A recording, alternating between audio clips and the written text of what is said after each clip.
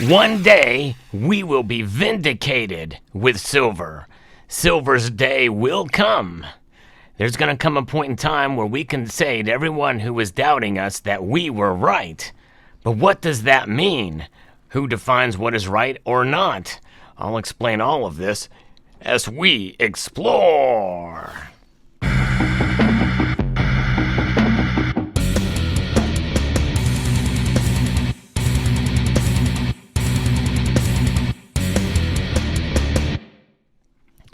Silver has been a metal that when we see the price move in one direction or another, we can either say that we've been right, feel vindicated, or we may say, well, this just provides a good buying opportunity when the price goes down, or we may be discouraged.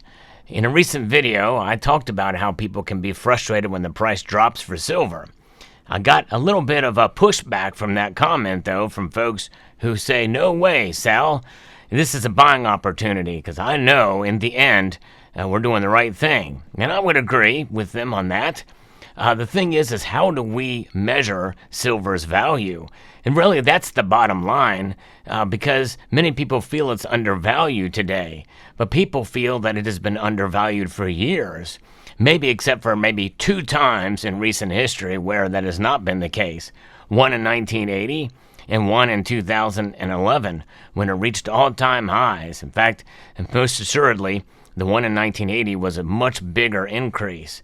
Now, most of us know through history that the price increase in 1980 was due to the Hunt brothers and some other factors had played a role. Nonetheless, none of that has any role or any place in today's movement and price, and same thing with 2011, although it was a little bit different then. I actually posted a video about why silver rose so much in 2011.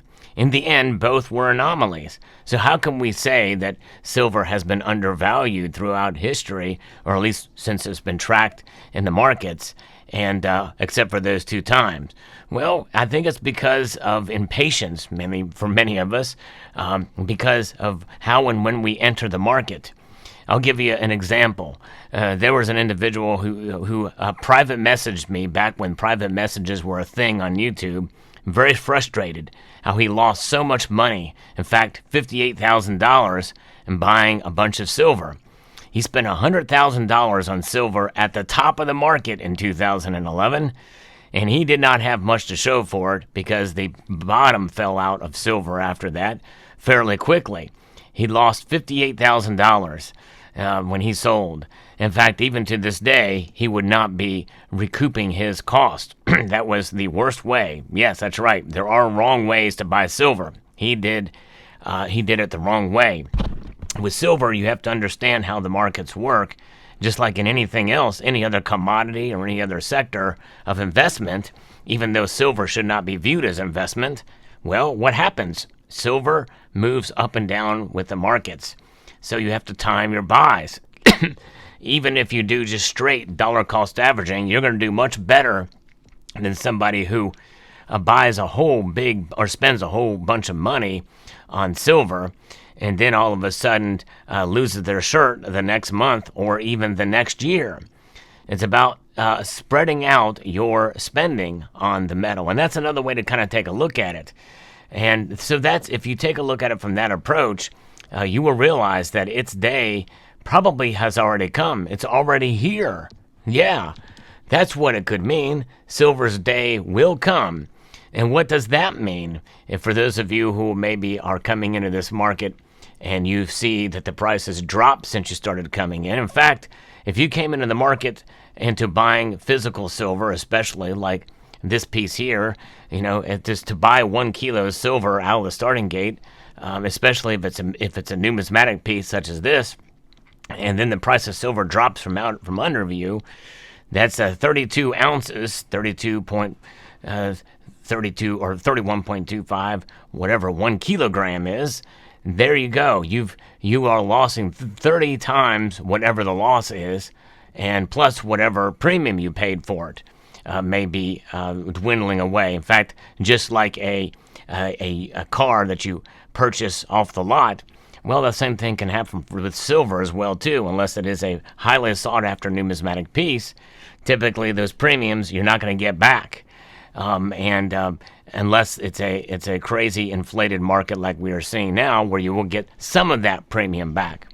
Notwithstanding, silver is a metal that will come for each individual. Silver's day will come for each individual. That's what it means. And how do I explain that further? Because we have to take a look at the overall grand scheme of what silver price does generally in the markets. But more importantly, we have to take a look at how it performs for you individually. I'll give you another example. I bought some silver back when it was under $5 an ounce. And so let's just say I paid $5 an ounce for a 10-ounce silver bar. And, that's $50 for that bar. And right now, I would be doing very well, but I would not necessarily would have made money on that bar because of inflation. And that's a thing you have to take into account. I've kept it for all these years, and nominally, yeah, I would have profited big time. But it's really not a profit. It is just a recognition of what currencies have done, what the dollar has done through that time. Because a dollar back then, when silver was under $5 an ounce, was worth a whole lot more than it is today. And so that's the reason why I don't like to look at silver as an inflation, as an investment, because it really, all it did is protect my wealth. It preserved my purchasing power for silver. And you take it into the rawest form that you can see, just in terms of what the metal is, what it is, and no other premium tied to it. It's just by weight and just by the look of it and the weight of it. And, well, as long as it's pure, as long as it's real silver, well, you are going to be paid essentially spot price for it. And that is the backbone of its value at the time that you go to buy it and sell it. The backbone has some flesh on it. That flesh is the premium that you pay for it. And also, it can be the emaciated version of it. If you start to chisel away at that bone, the osteoporosis of selling silver is when you have to pay below spot for it. That's right, there was a day when bullion dealers were paying below spot for silver. And yes, that's right, a percentage below spot. And sometimes it was a percentage below the bid price, not the ask price. There are two different prices. Spot prices. Bid is the amount of price that you're paid that is based on when you go to sell it. And ask price is the price, the basis that you get when you go to buy your silver.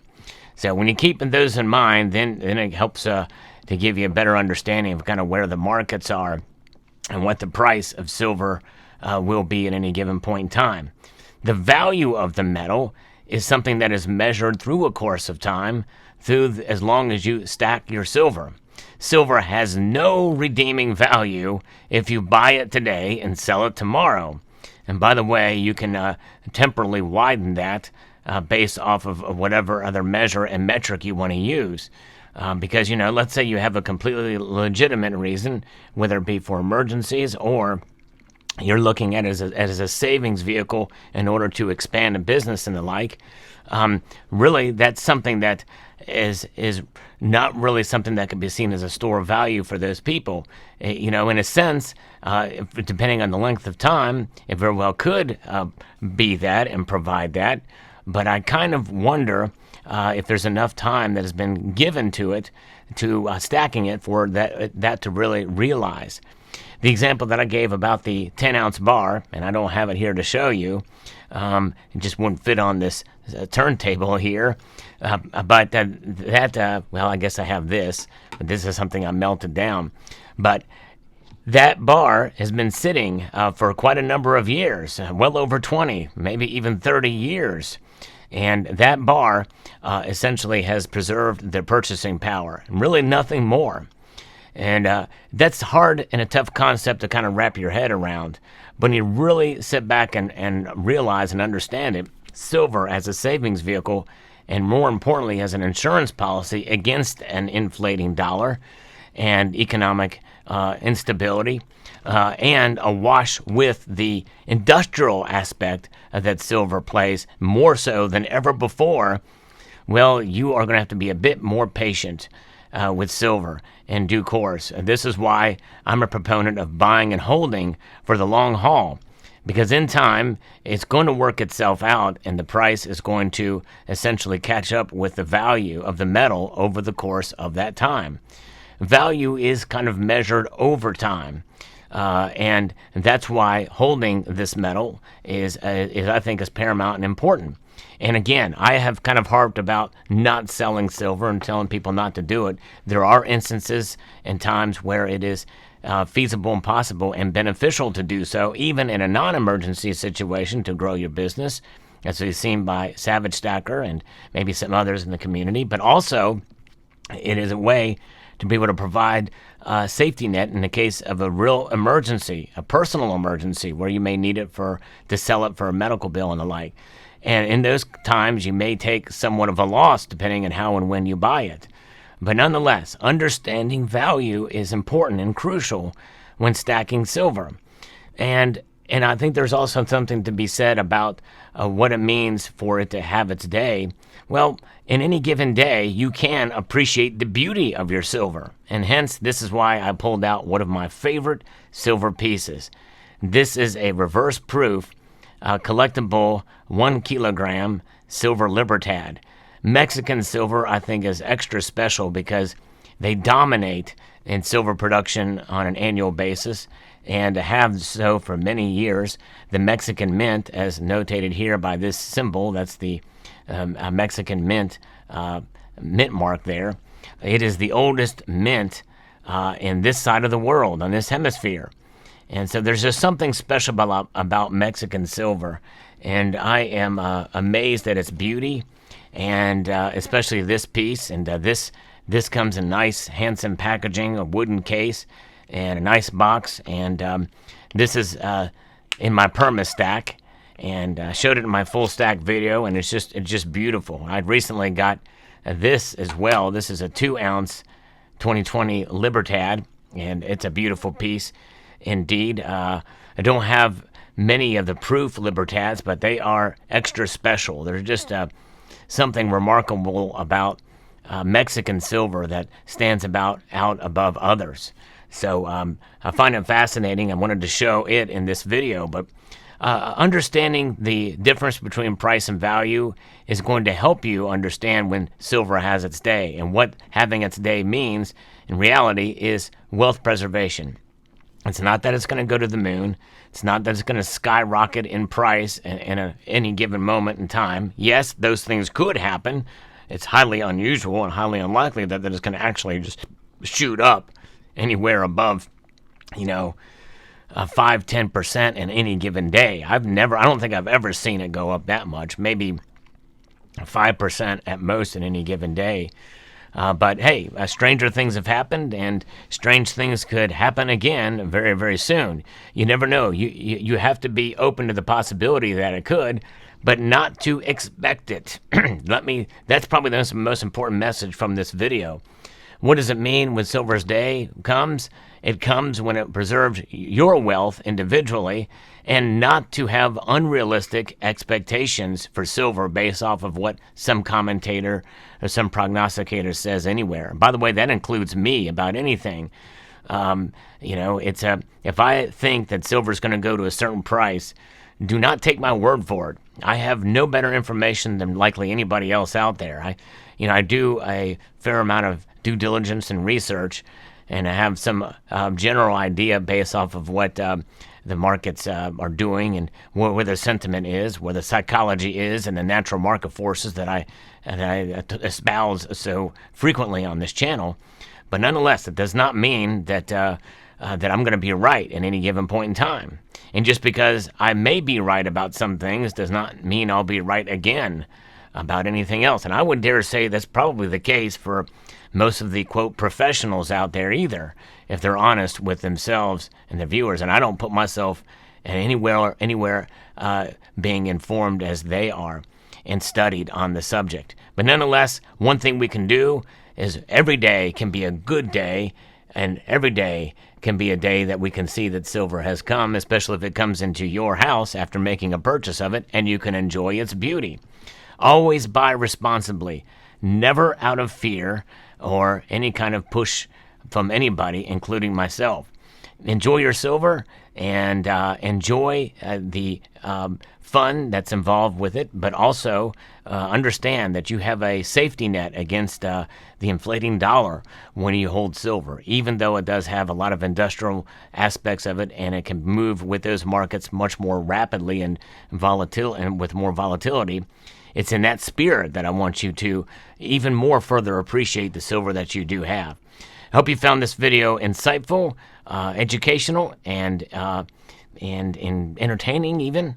I would like to extend a multitude of gratitude to each and every one of you for taking the time to watch and encourage you to please rate, share, comment, and subscribe.